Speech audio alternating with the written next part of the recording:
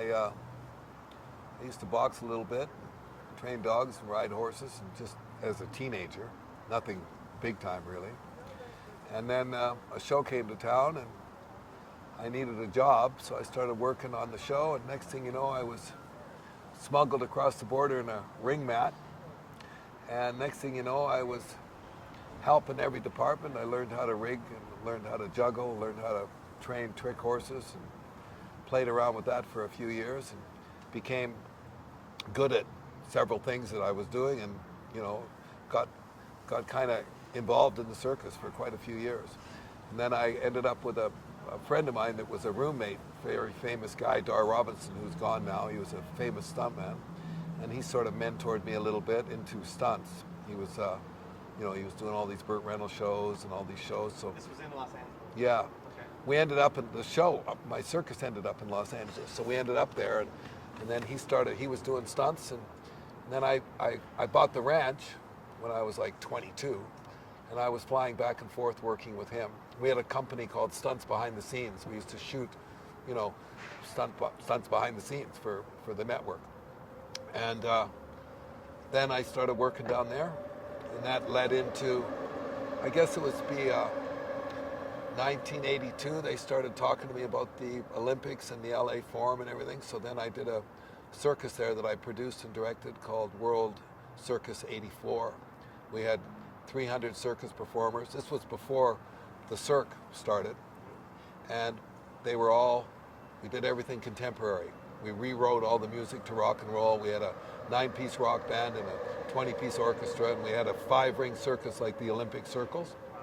So we lived there for a while, and my roommate was a guy called Winston Reckert, who lived in my house in Woodland Hills, and he was my friend since grade 2 from Vancouver. So he had just finished Agnes of God with Norman Jewison and Jane Fonda. So I sat there one day and I said, why don't we go home, do our own show? Right. So we created a show called Neon Rider. I bought the ranch in '72. I kept a place in Vancouver, and I had a place in Los Angeles. But I just wanted to go home. So I kept saying to Winston, we got to create something so we can go home. Right. So we created Neon Rider, which was the first indigenous, Vancouver, British Columbia show. There was other shows like Beachcombers, but they were out of Toronto, and Danger Bay was out of Disney was doing them. So we got the ball rolling. The conditions were, for me, that I could send my kids down the road to a little school, the school bus. I didn't have to raise them in Los Angeles.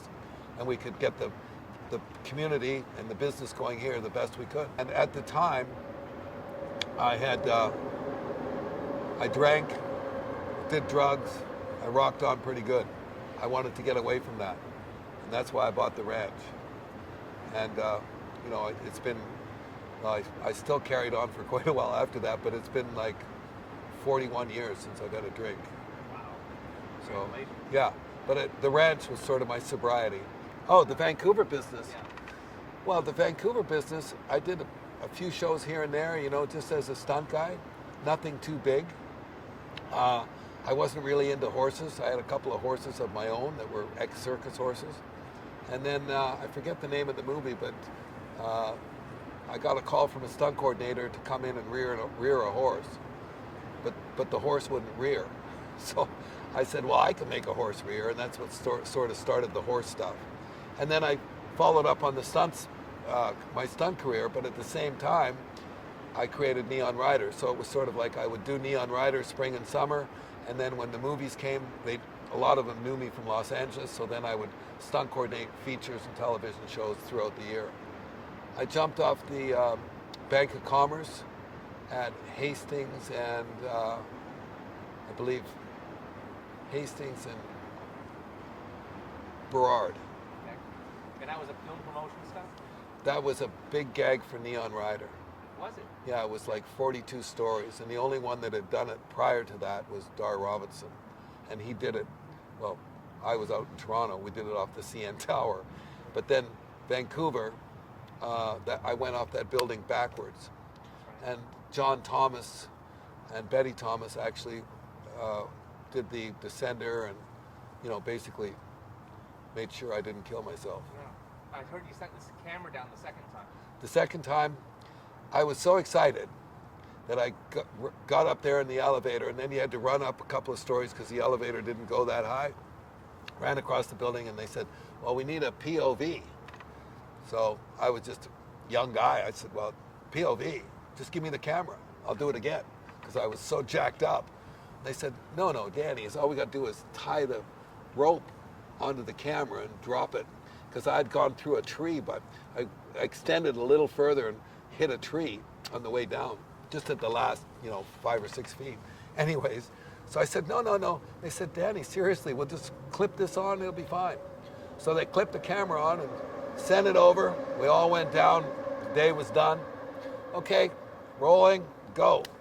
Camera comes down and it just keeps going.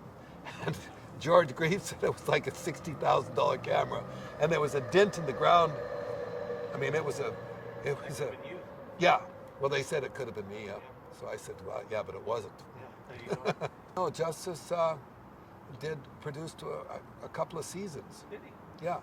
And he was a production manager, and then he became a producer, and then George Grieve was a production manager, became a line producer, and everybody kind of went up. And, really, we didn't have a lot of money, and we had to do a good show. That was the mandate.